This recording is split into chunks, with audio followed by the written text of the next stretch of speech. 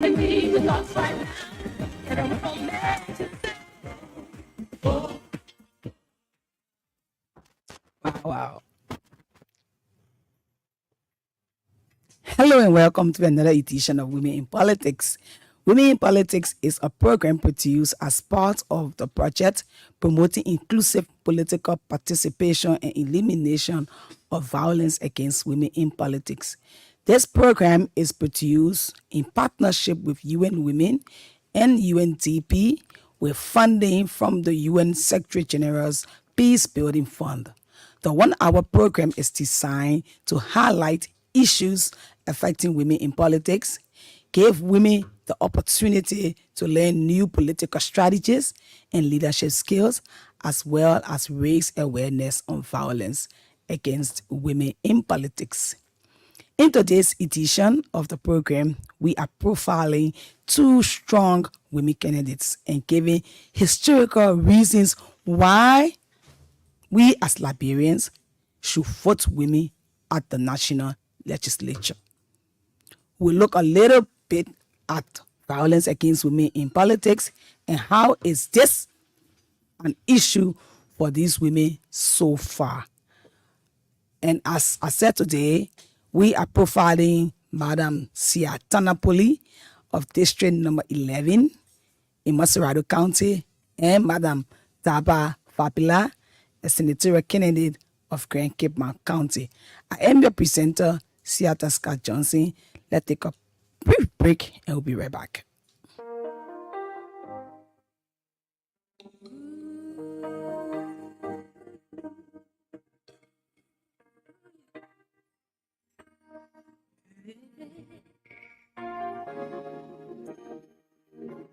whatever you want, whatever you need.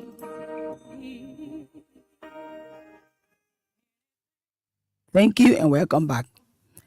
The Republic of Liberia, the Constitution of the Republic of Liberia says all persons of the Republic of Liberia, irrespective of their sex and political opinion, are entitled to the fundamental rights and freedom of the individual and are equal before the law and entitled to equal protection under the law.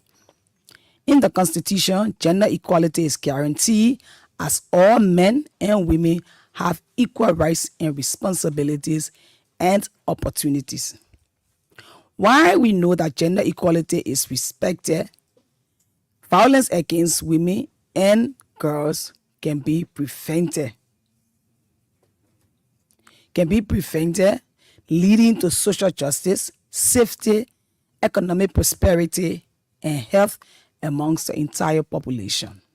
So today, as I said earlier, we are profiling Madam Siah Tandanpolie of District 11, Montserrado County, and Madam Dabah Varpilah of Grand Cape Mount County. She wants to be a senator of Grand Cape Mount County. So as we are with Madam Varpilah, we will start the conversation with Madam Tandanpolie.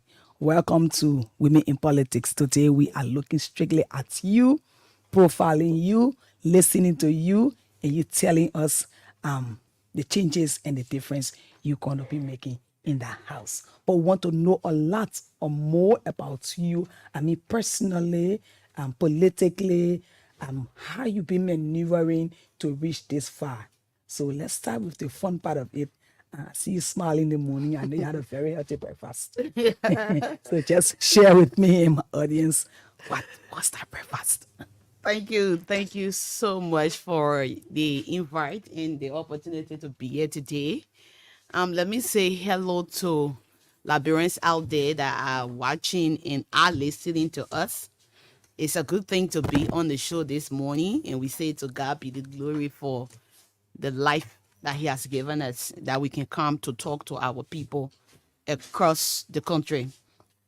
Siah J. Tandanpolie is a 3-time representative candidate of District number 11. Wow. Montserrado County, and I came into District 11 politics since 2012 after the untimely demise of my late father, who was a 2-time representative of the Republic of Liberia. Okay. Yeah. And I've told people countless times that this time around we are anticipating a different result.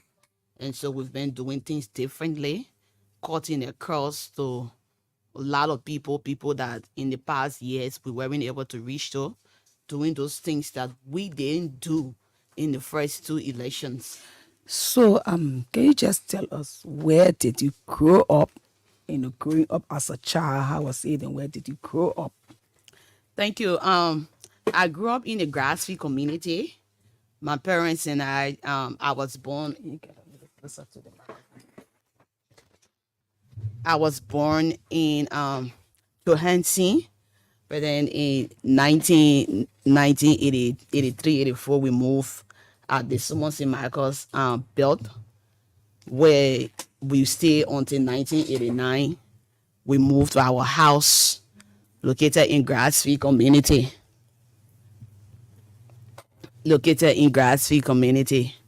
And since then, I've been in Grassfield until recently in 2019 when I lost two of my brothers. So we were advised to at least change location because of the atmosphere. Family were afraid that it was something different. And so that was how I moved to the 1603 community. So basically, I've been in district number 11 all of my life. I would say that. That's where I grew up. I attended the St. Marcos Catholic High School. I graduated from the St. Peter's High School. Okay. Yeah, so you will know that I've been taught just around the Garnersville and Barnesville belt.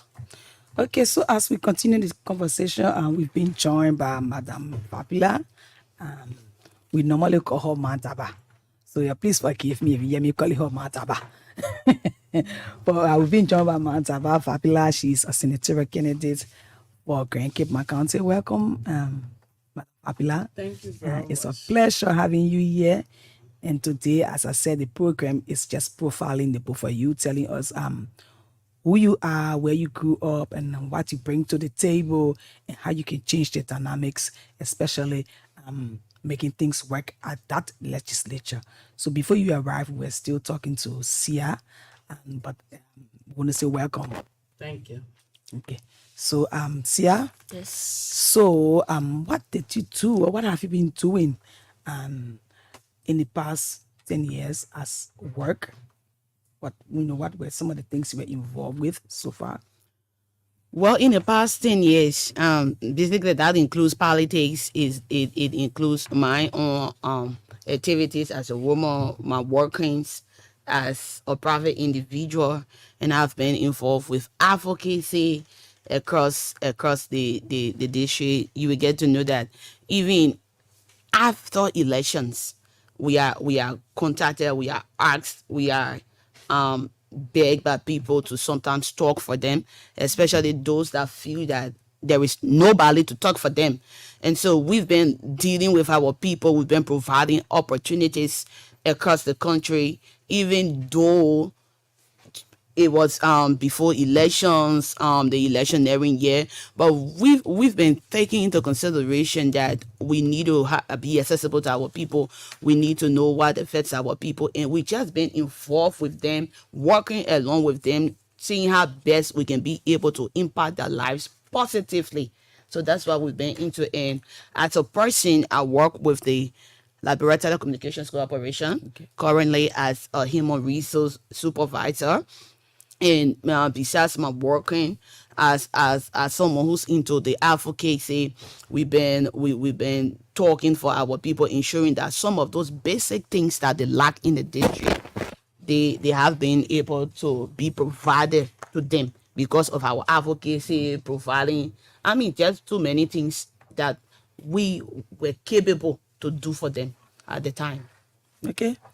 That's great. So you've been involved, you've been engaged, Yes. You've been in the process for the past 10 years plus. Exactly. Let's move over to Sister Varpilah. Sister Dabah, just tell us who you are, where you grew up, and the dynamics you bring to the table. Thank you very much for having me. I'm glad to be here with you. Thank you. My name, as you said, is Dabah Varpilah. I am a daughter of Grand Cape County. I was born in the town called Damala, that's Bokwa district. And I started my primary education right in Damala. Let me not forget to state that I'm a child of a former paramount chief, and I think you know what that means in the Liberian perspective, which is like having many wives, growing up in a polygamous family, and having many, many siblings. So my father had a little over 32 children, I think about 36 of us, and almost about half of that number were girls who did not have the opportunity to go to school because of the traditional and cultural practices in which we were born in. So of about 16 girls, I am the only one who was opportune to go to college and get a graduate degree. My elder sister, one of them, was able to finish high school and go to teacher training. But the rest of them, over a dozen of them, never had that opportunity because our people felt that a girl child was only good enough to be prepared for marriage, childbearing, and caring. So yes, and then I went on to Montserrado, also in Pokwa district, where I attended junior high school and later matriculated to St. John's Episcopal High School in Rabosport, graduating in 12th grade, and I attended the University of Liberia, of course, during the war years that kept us back and forth for about 10 years before I graduated my first degree. I also went back to the University of Liberia and did master's in public policy. My first degree is actually in business management, accounting, and management. And I've since worked with many, many international NGOs. And later in 2006, the excitement of having Africa's first female president led me to leave the NGO sector to work with the first post-war finance minister, Antoinette Siah, as her special assistant. So that was my entry into public service. And that gave me a lot of opportunity to learn how the governance process worked. Because sitting in the minister's office as special assistant, you almost have to work across the three branches of government. And that's what I did for several years up to 2010 when I resigned and joined the Legis as Deputy Director General for Administration. And in 2016, I left to go private to do some business. By 2017, I was back again and got involved with politics and served as the Unity Party's campaign chairperson for Grand Cape County. Since then, I've been involved with Unity Party. I'm currently the vice chair for administration. So I'm looking a little bit back at growing up in such a huge family. I saw the facial expression when you mentioned that you are almost the only person or the only girl that have reached thus far. How was it growing up in that family? Well, because it is our tradition, it is our culture, I had to even grow to almost teenager before I got to know the differences among my siblings. So I always considered all of my siblings as my mother's children. I didn't know who was not my mother's child because when they came from their husband's places, they came to my mother's kitchen and all of that. So we were growing up that very closely. But then the opportunity was that at the time I reached the age to go to school, there was a community school. And because I was active and I used to like to dance, fortunately, there was a teacher who was very, very innovative. He would sing some traditional songs and I would be dancing, going to the school. And then I started getting interested and I found myself in the classroom. And I was almost like like the baby to all of them. So they would put me to do playlists, dance, do all sort of things. And that's how my schooling actually started. I don't remember my dad or my mom ever taking me to register me in school. Oh, wow. Yeah. So I would say you dance your way in school. Yeah. But we'll take one of our skits as we go deeper into the conversation. Let's take a skit now. I say, Fonken Finia, what in the people just talking every day about giving women chance to take part in politics? They better stay in their kitchen. They really want make the women them fresco. Flomo, women too got the right to take part in voting business, my brother. There are laws in the law book that say they must take part. What? I beg you, man, Jackson. Show me one law. The big law book for this country, Article 30 of that law book, it says citizens of this country, they must be able to get all of the things they are coming to talk about before they can be able to get in that office. Number one, for senator business, that person must be 30 years old or more than that one.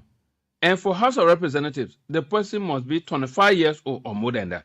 And Article 52 say nobody will be able to get that whole office business to be vice president and to be president until that person is born in Liberia as a citizen.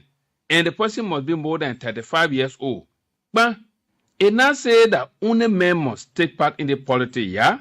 Oh, okay. Yo, Flomo, the citizen they're talking about is me, the men and the women, that all of us. But you think it's easy for women to just get in politics, eh? It's not easy, I know. It's hard for women to get in politics because of some of the old things that our old people been doing, the way they think, putting women there behind. They've been making it hard for the women. Also, the women don't have plenty of money and they're not been given their chance to be able to go to school or to make their own money. That's why the political parties are supposed to put at least 30% of the women on their party tickets too, so that women can be free to take part in the voting. I see. For true, eh?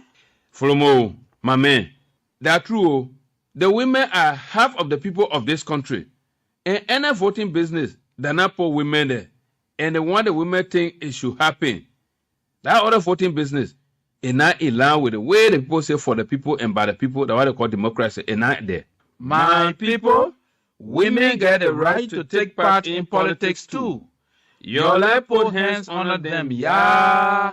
A message from Medical Liberia and Power Liberia, funded by the UN Secretary General's Peace Building Fund through UN Women and UNDP.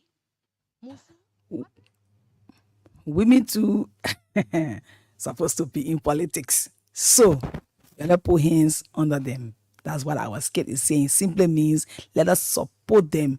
Let us make a mandatory that we have women, not just 2, not just 11 women.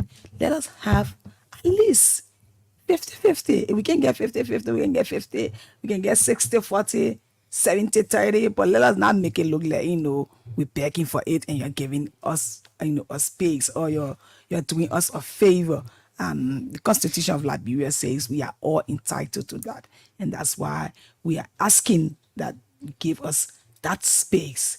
So we continue the conversation. We also want to know what are the issues that are important to you that you want to change or that you want to, continue to progress on. Let's start with Madam Tandanpolie. Thank you. Women issues are the most prioritized issues for me right now, especially when it comes to our young girls, because we are at the vulnerable end, I would say that. And so we want to effect positive changes by creating a platform for our women and girls to get training along with skills and networking opportunities, because we think that when these skills trainings and networking opportunities are provided, our women and girls will have some values attached to themselves, and they will also be able to contribute their own quota to our nation building as partners in progress to the positive men that we have around. Okay. Yeah. Sister Blah? Yeah, thank you very much. I think the issues have been leaving a half of the population behind.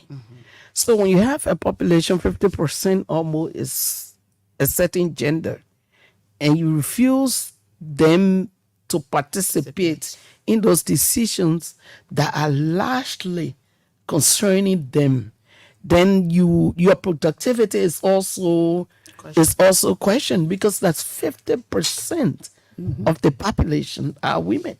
So what I want to see, and it's good, let me acknowledge that there have been some progress made, but we need more. Because even as we speak, our counterparts look at us differently. Even in the race, they make attempt to bully us. Like me, let me use myself as an example. I am married, as my name detect, to Ekpeleme from Bon County. So back in the race in Cape Mon, all they continue to push at me is that I should go Bon County and contest. A girl child born, reared, educated in Grand Cape Mon, and has been participating in everything in Grand Cape Mon. But because my husband comes from Bon County, they push it at me. And let me tell you that the current senator wife is on the same bone and Nima. But nobody throws that at me. Why he go run in Nima? Thank you. The late senator, who was a cousin of mine, also married a woman from Basel. Okay. But we never heard anything about him going to Basel. But now when they go to Cape Mon to go campaign, the message to the electors is that, oh, the woman will make a third senator for Bon County. You kidding me? It's all because I'm a woman. Because you're married. Yes, because I'm married. So these are some of the challenges we have as women in politics, and that must change. They get on social media and bully you. They do a whole lot of things to make us to withdraw. But I'm happy that the current generation of women who have decided to participate in politics, no amount of bullying will make us to subdue our vision. No amount of bullying. No amount. So let me just give a little bit of history of women in our legislature. So this says women in the legislature has witnessed a decline over the years. I hope Liberians are listening. With a decrease from 16% in 2006 to less than 13% in 2012, and then further down. So you see, instead of us going up, we're going down. And then further down to 11% in 2014. In 2018, the percentage remains stagnant at 11% and dropped below 10% in 2021. However, following a by-elections in 2021, that was when we went up a little, there was a slight increase to just under 11%. So currently, as we speak, as we sit here and speak, the percentage stands at 10.7%. So as you said, we have a legislature that should be 100%. We have a population that is 100%. So the 100% of that population, women make up 50%, or a little close to 50, according to the recent lectures. They say we're 49 and men are 51. So we're almost there. So if we make up that percentage of the population, then those that are making decision for us, we are 10%. And then we pride ourselves and say, Liberia is democratic. Liberia, this is, I would say, I don't want to say strange, but this is sad that 90% of the other gender is making decision for 49% of the population. That's it. So as Liberians, we need to see that this has to change. We have to be able to be deliberate. We need straightforward actions. We need to stand up. And I always told people that this is not a woman's thing to say, the women there have to come together, the women have to support each other, the women have to. This is not women versus men. This is a societal issue, and we need to see it as a society. I was in Buchanan yesterday, doing the senatorial debate, and then one of the senators is saying to the female, the only female in the race, that why you want to come into the race, you want us to have 2 female senators. And right now we feel that it's balanced. It's 1 male, 1 female. So we don't need another female to come and make it 2 female. And the woman was smart. She said, years back, You've been having two male senators. That's right. Two That's male exactly senators it. for years. It doesn't matter. As It far as doesn't they're concerned, matter. it is their space. It is their space. Can you imagine? That's It the is their problem. That's space. that space. Yes, it is their space. But this is sad. We need to be able to change this dynamics. We need to be able to push. So as we as I said, this is strictly profiling, and we'll continue to discuss issues that affect us. And I like the way you drag in the part of bullying and violence against women. I was going to go there slowly as the conversation progressed. But the issue of violence, how is it so far? I know you already started talking about people sending you to Pond County only because you married to a Peleme. Yeah. Can you imagine? Yeah. So you lost your identity totally. So you no more grandkid man. So they have thrown grandkid man out of your blood and Because sending she's you to the Because I'm Pele, married to sending you to the Peleme. Pele people. So how have you worked over the years? Let's start with Sister Dabah. How have you worked over the years to for women advancement? I've worked with women groupings.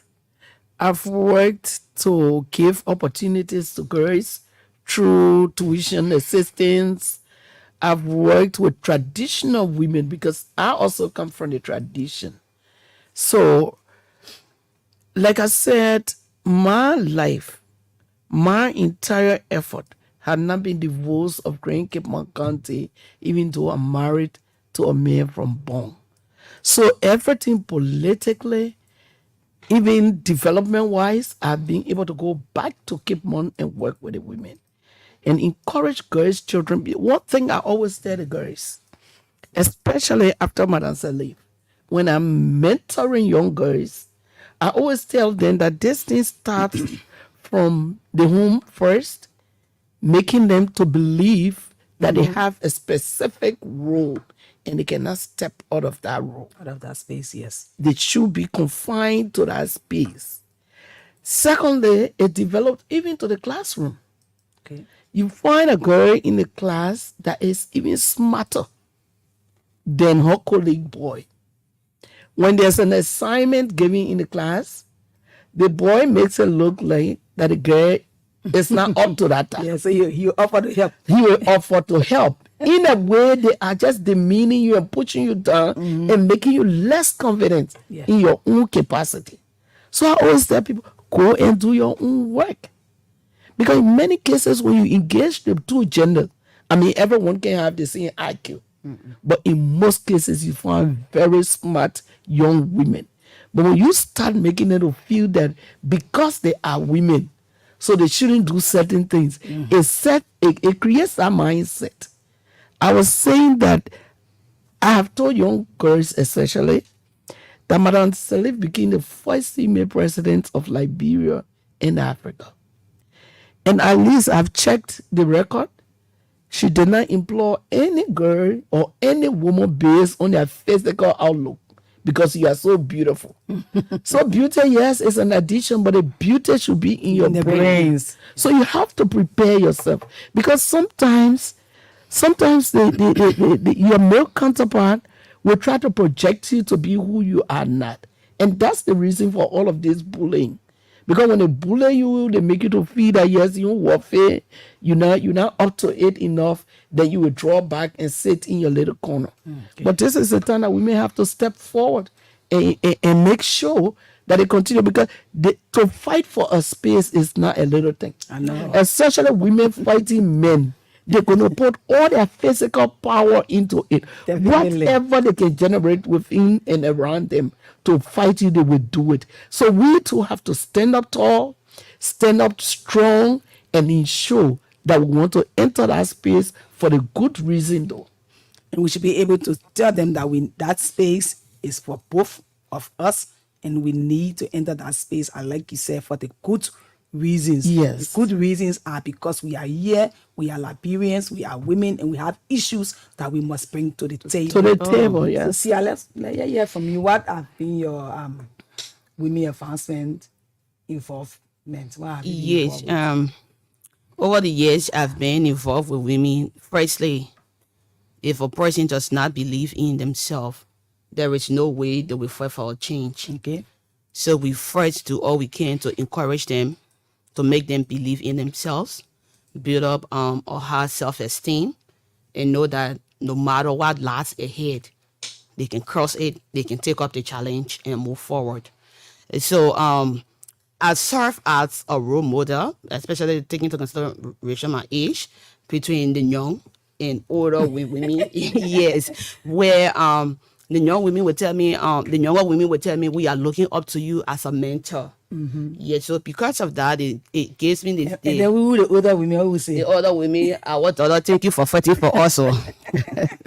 Thank you for talking for us. Yeah, so I've always used my own story to encourage women that cross path with me, and as many as I can reach to. That in Liberia, like the Honorable Senator post it, the men are going to allow us to take, according to them, their space. It is their space. And so if we must go for that space, we got to compete, we got to fight, we got to take all it takes. and we shouldn't be fighting and competing and struggling for something that is entitled to us. It is entitled, but then Society. okay, they present it like it is not our entitlement. know. Normally, you will hear the men saying, "But why you can't fight for it too? Yeah. What we can go for it too." So we are encouraging people, no matter what. Like she put on the issue of bullying. It happens to me every time. Even for me, I've told people that I've built a tough skin. That nothing. I see anything that will make me to back off or to bow my head. Recently, I heard a couple of them saying, "Oh, she's not Tandanpolie's biological daughter." Oh yeah. Can you imagine? How is that? How does it affect the issue? How does it affect us as a people? And then a couple of them, but for me, I see these things as people who are weak. They got no other point, no no other message. argument, no other message, obviously. So that's the only thing I can say. And another group said, but she married, she's not using her husband name, which is wrong. That's not how it's supposed to be. And I'm like, how does me not using my husband name affect the issues that we should be discussing? The issue about healthcare. How does it affect it? The issue about providing economic opportunities for people across the district. How does me not using my husband name affect it? How does me not I don't using even concern them. That's it. But let's take our other skit. When we come back, we'll open the phone lines as we continue the conversation. Let's take the other skit. Musu, where play you coming from? You sweating like that? Kema, I sweaty, eh? I'm coming from the party headquarters. I come from dealing with our people there. Cheer you get. Your hair how? You better lead the people team. Eh? Take your hand from inside the politics business. I beg you, yeah. Politics that everybody think. The first big law we get that the Constitution of Liberia, and they say that citizens of Liberia who meet the certain qualifications can run to become president, vice president, senator, or even representative. Citizens mean men and women that all of they're talking about. So that why I will not leave it. We inside and we'll see the end of it. For true, eh? So it rather good for women to be in politics too? Yes, oh man. It is so much important because it allows women like us to exercise our civil and political rights. The equal presence of women, their leadership, and even their view in parliament is very much important to make sure that people know more about what the citizens want. Women are also more likely to work across party lines, even in highly partisan environments. So in order to meet plenty development goals and build strong, equal, and fair society, women must be encouraged, empowered, and even supported in becoming strong political and even community leaders. My sister, I just scared for you. Oh. The way the people they rule like that, they will soon start causing you and your whole family talking all type of things. I beg you, yeah. Cause who? Me? You don't even know the National Elections Commission now signed one big agreement with some of the political parties so that they can put things in place to make sure that women will not experience violence during elections again. Oh, they get agreement on that one too? Yes, okay, man. They call it Violence against women in elections and politics protocol that NEC and our partner then put it together to protect all of us. Thank God, yeah. That's something to protect us now. But the problem here, not even all the political parties now sign it. And even some of them are not sign it. They need to even hurry up and put things in place to even stop this violence because election almost here and things getting serious. Yes, so my sister. Violence against women in election or politics mean that anything you do or threaten to do that will harm or maybe cause harm, whether physical, psychological, sexual, economic harm or suffering to a woman candidate, activist, voter, campaigner or human rights defender, whether old or young, just to stop that woman from taking part in politics. But the political parties need to take action now. Let's work together to stop violence against women in politics, yeah. A message from Medical Liberia and Power Liberia, funded by the UN Secretary General's Peace Building Fund through UN Women and UNDP.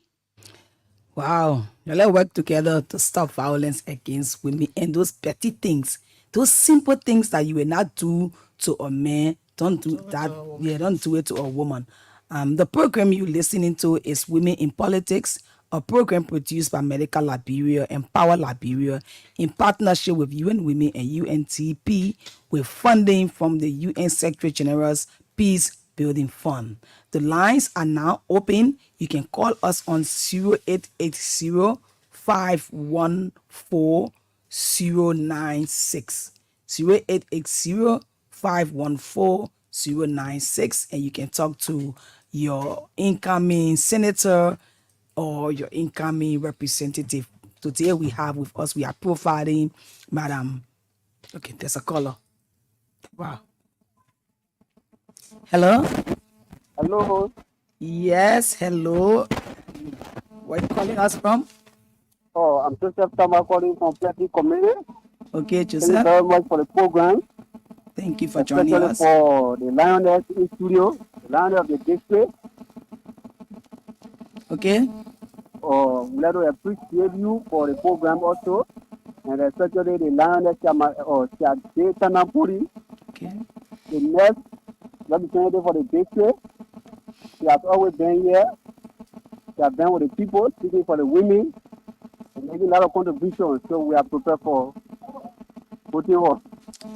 Thank you. Thank you so much. Thank you for the support.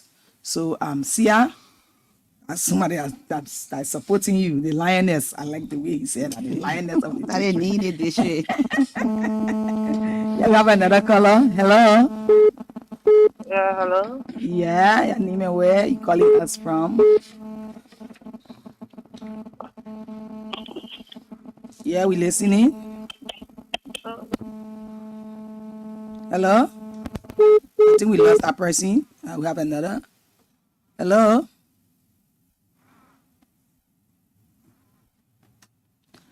Okay, so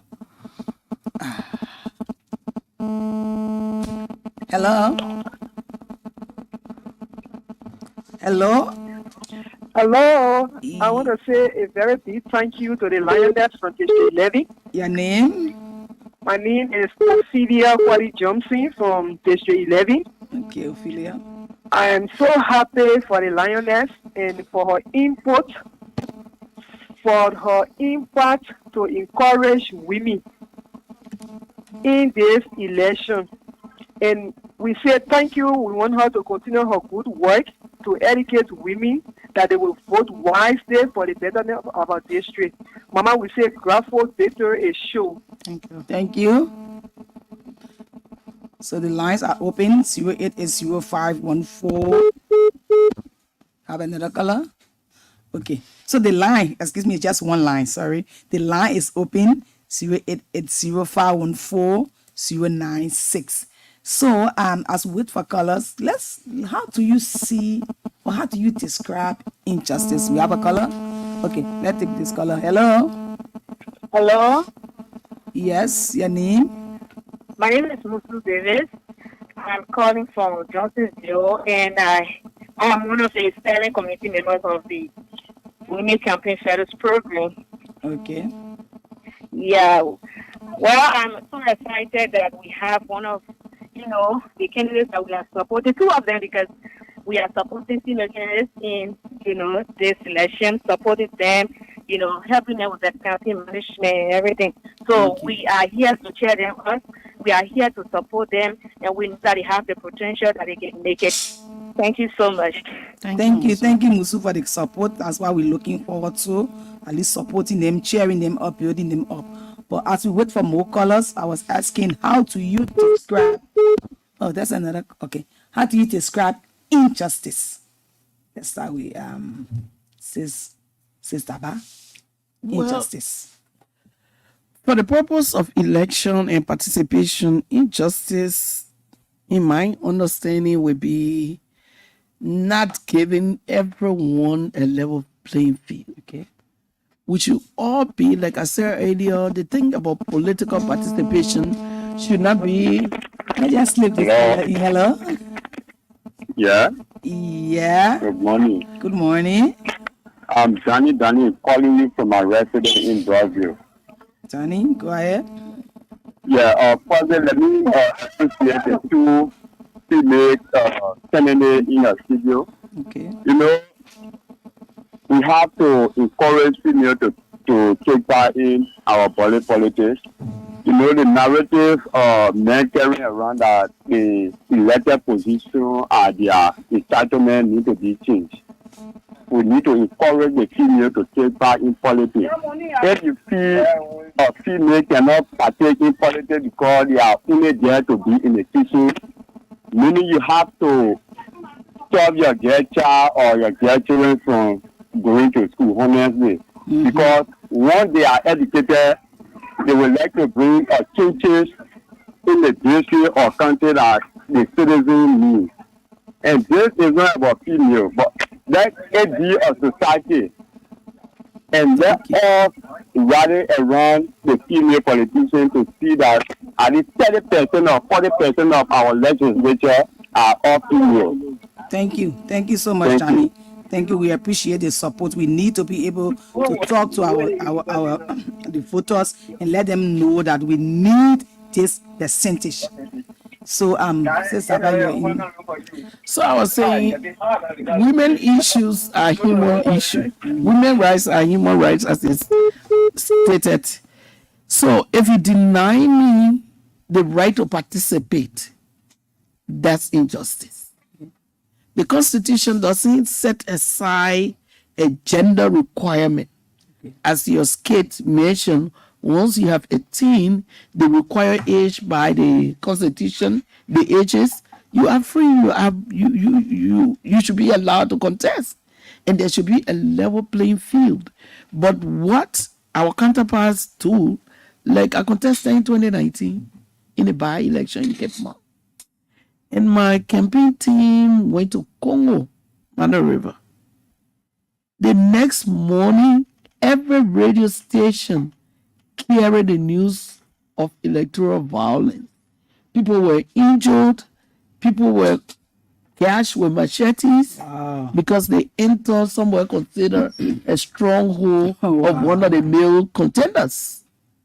And these are the things you got to believe that we will not go as women to put our chest to go to have that kind of physical violence.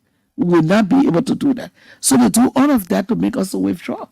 And that's injustice. The field should be leveled such that I'm allowed to come and tell the people my message, what I'm able to do, and leave it with the electors to choose between me and you. Definitely. So time is not so good in our favor.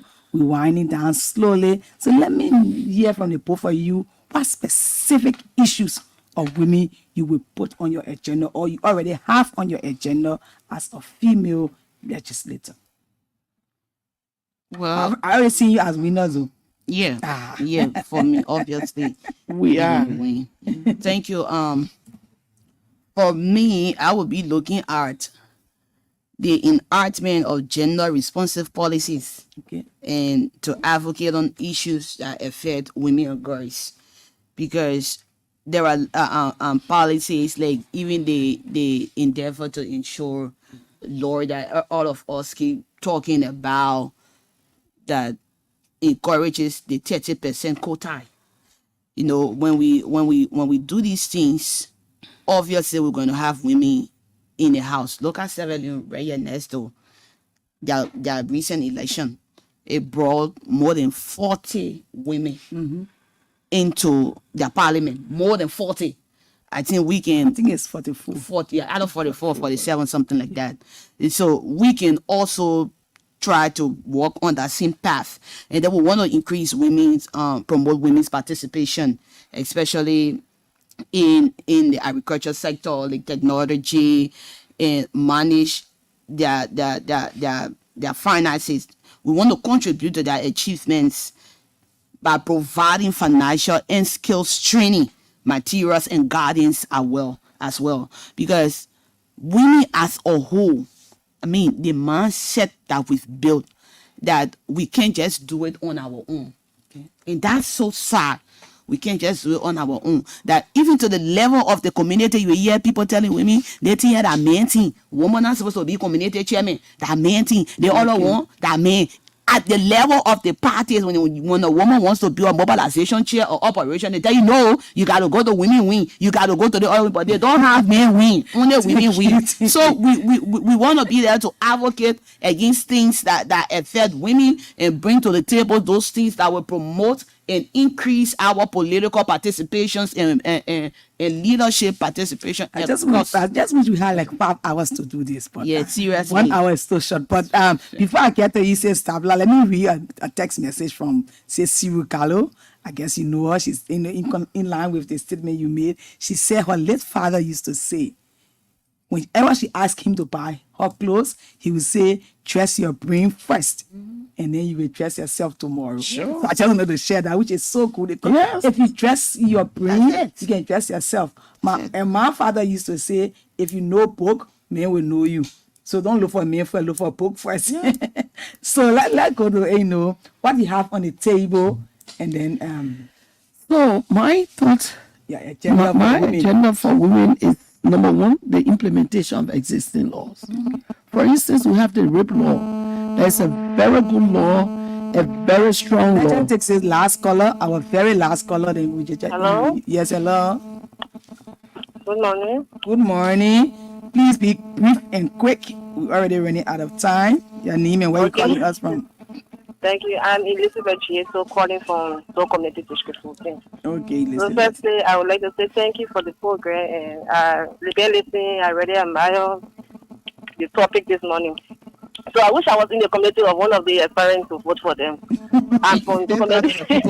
I'm from the community, and among the parents within my community, there's only one woman that is contesting for representative. And so finding that we the women within the community, we don't want to support her because we feel that she's not male and she's not ready to the fact to reach out to what the men will do. And then we are forgetting that we are women, and we support this woman there, she will make a better changes within our community. More than the men, like we have been having series of men representatives. They are doing nothing. They only come to us only when it comes for election. They want our vote, and they only come to us after it. They will see us as nobody.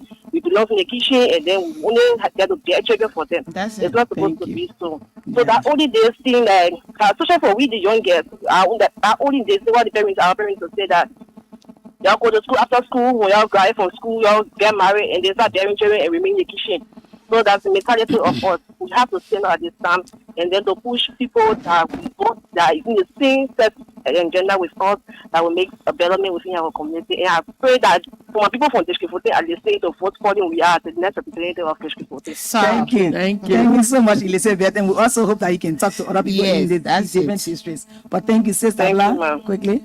Yeah, so I was talking about like the rape law. Yeah. It's a very strong law, but how much are we doing to ensure its implementation? Okay. For example, there was some time back that there were gender officers across the 15 counties that were provided logistics and what have you. Today, we hardly see that. At least I don't see any in Cape Mon. There's a gender officer, but I don't see any logistics to even respond to issues of rape. What is happening? We should be able to look at the budget process and ensure that those things that will help you to implement the rape law. I imagine when someone gets raped, a young girl or a woman or a young boy, you go to the police is incapacitated. How do they respond? So the law is just lying on there. What's supposed to empower the people in charge, the security, the gender office, they don't have it. So sometimes some poor people show up to these offices and report a case. Then they ask you for gas to go and respond. If you don't have a daily meal, will you provide a gas? So you just come by and sit. So as the next senator, those are serious issues that we need to look at. We just don't make laws and have them lie there to rot. We have to make sure that we allocate the budgetary requirement to make sure that the laws are implemented.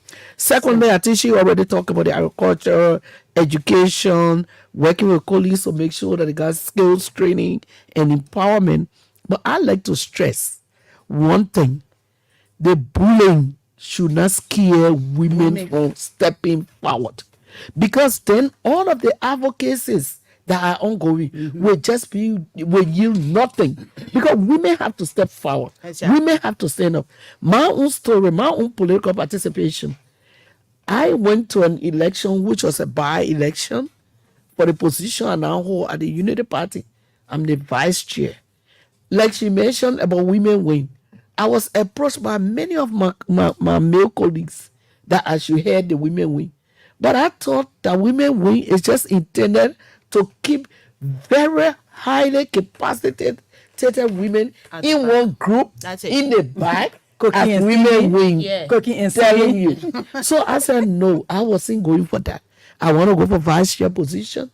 And I went for it. I put everyone on the table and told them that if they didn't elect me, and they elected, because we were two, my male colleague and myself, I said, look at the National Executive Committee of our party.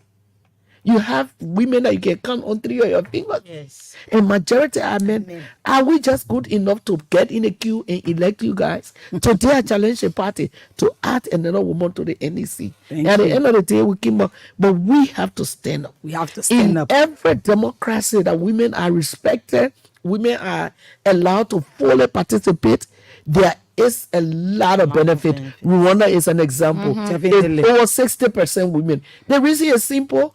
Women issues have to do with human development issues. Right. They are very keen on health, on education, on food, because when the children don't have food, they are worried. Definitely. So those are women issues that they will want to make sure that it's protected through the advocacies at the legislature. And I know we're closing, but let me just share one fun. Yes, as I said, I was at the debate yesterday. All the issues that had to do with human issues like health, education, and taking the disadvantaged youth from the streets and everything.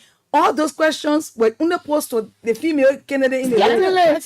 You had 4 persons that attended the debate, 3 men and 1 woman. So all the other questions that had to do with him, everything was posed to the woman. So I was like, so this is really happening. It is happening. It is happening. Indeed, it is happening, because women are so passionate about life, because we give life. Yes. We bring forth life, and we are so passionate with life. I hope we just had a lot more time, but time has caught up with us. So we got to go. So thank you for following us. We hope you tune in again when in this entire period we'll be profiling different women candidates. So our next edition will have another 2. We might just have 3 or 4, but we have all women candidates, and we hope you follow us again and tune in. And if we still have the space and time, we'll still bring some of you back to talk more, because there are a lot you have to offer. So we say tune in again. The program you've been listening to is Women in Politics, and today we've profiled 2 strong women, Siah Tandanpolie from District 11 and Madam Dabah Varpilah from Grand Cape County. We've been profiling them, and they've been telling us what they have on their table, what they bring to the table. And just by listening to them, I think you need them in that space so they can share what they bring to the table. I am your presenter, Siah Scott Johnson, and I'll talk to you next time on our next program. Thank you.